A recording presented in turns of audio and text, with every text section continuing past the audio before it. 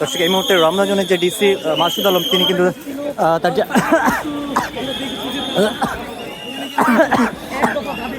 এই মুহূর্তে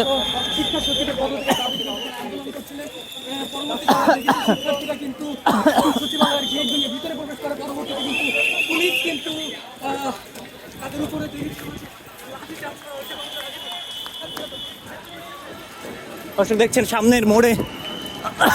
tear shell এবং এখানে সাউন্ড গ্রেনেড এবং টিয়ার সেল ছোড়া হয়েছে, যার কারণে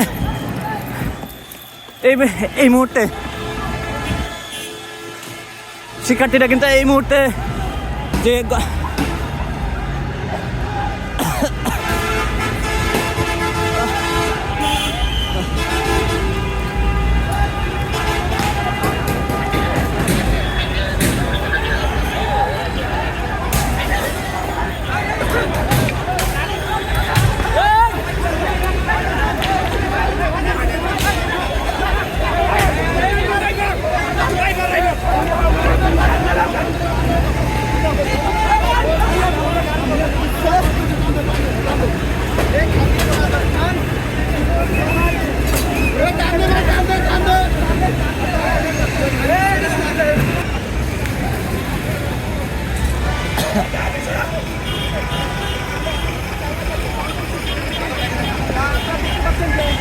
দেখতে পাচ্ছেন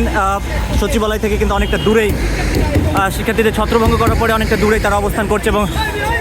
এখনও এই সচিবালয় পুরো এরিয়া সচিবালয়ে